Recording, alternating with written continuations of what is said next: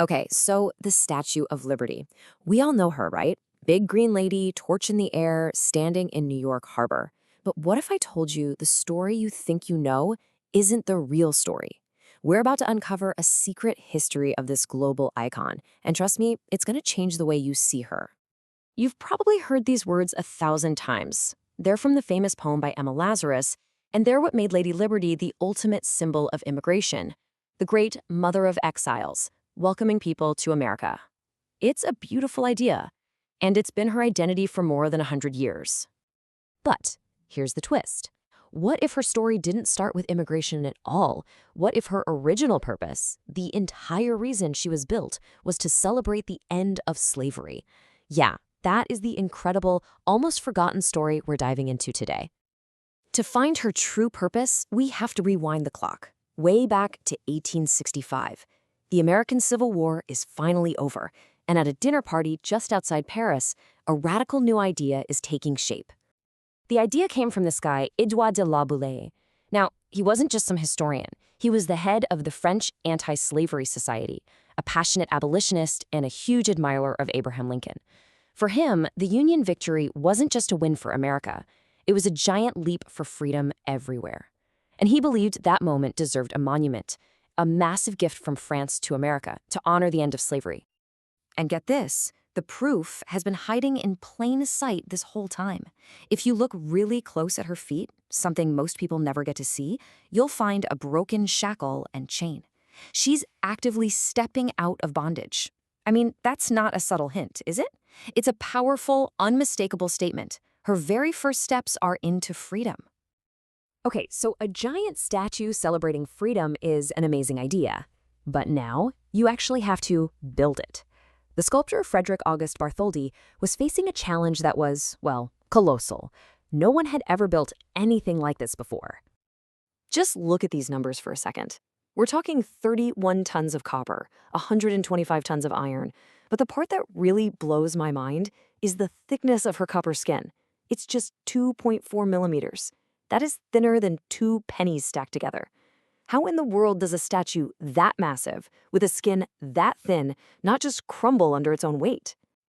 Well, the answer came from a name you might recognize, Gustave Eiffel. Yep, that Eiffel. And his design was nothing short of genius. Instead of a stiff, solid structure, he designed a flexible one. Imagine a massive iron spine running up the center, with a secondary skeleton attached to it. The thin copper skin basically hangs off that frame like a curtain, which allows the whole statue to sway slightly in the wind instead of breaking. This was so ahead of its time, it became a model for how modern skyscrapers are built. So the statue was designed, it's built. But there's a huge problem. France had paid for the statue itself, but America was supposed to pay for the giant pedestal for her to stand on. And America was flat broke. The statue was literally sitting in crates in Paris, with nowhere to go. The entire project was about to die. This is how much they needed for the pedestal: $250,000. In the 1800s, that was a fortune. The American Fundraising Committee, full of rich and powerful people, tried everything they could think of, but they just couldn't raise the cash. And that's how much they were short: $100,000. The government said no. Other cities, like Boston and Philadelphia, were trying to steal the statue for themselves. It looked like it was all over. The project was on the brink of total failure. But then, a hero steps in. Joseph Pulitzer. Yes, the man the Pulitzer Prize is named after. He was a newspaper publisher, and he was furious that the rich wouldn't fund the pedestal. So he decided to go straight to the people. He launched a massive campaign in his paper, and he made a promise. Donate anything, even a nickel, and I will print your name for all to see. The response was absolutely explosive. Over 125,000 people, most of them working-class folks, even school children, sent in their dimes and quarters. In just 6 months, they raised the entire $100,000. It was basically the world's first giant crowdfunding campaign. And it meant that Lady Liberty was truly a gift paid for by the people, for the people. So she's finally standing tall, a symbol of freedom. But the story takes a dark turn just a few decades later, when she's caught in the crossfire of a war. We're talking about a shocking story of spies, sabotage, and an explosion that would scar Lady Liberty forever. That's right, sabotage. In the dead of night, an act of war took place right there in her shadow. It was July 30th, 1916. World War I is raging. To stop weapons from reaching their enemies in Europe, German spies build up a massive munitions depot on Black Tom Island, right next door to the statue. The explosion was unbelievable. It felt like a 5.5 magnitude earthquake. Shrapnel went flying, and it peppered the statue's arm and torch. The damage was so bad that they had to close the torch to the public, and it has stayed closed ever since. That explosion was a real turning point.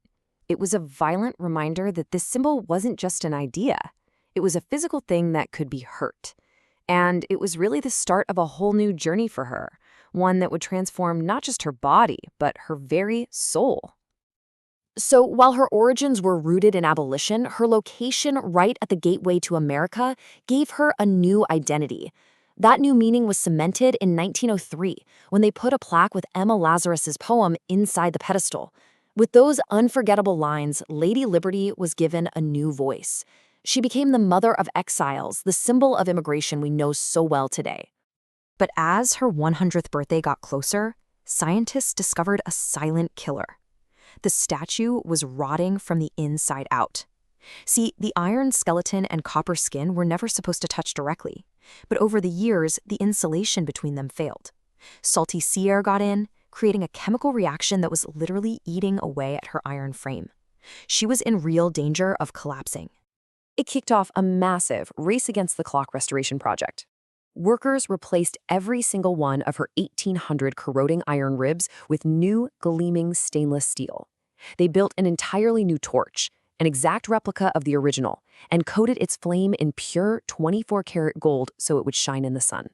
She was saved, just in time for her big birthday bash.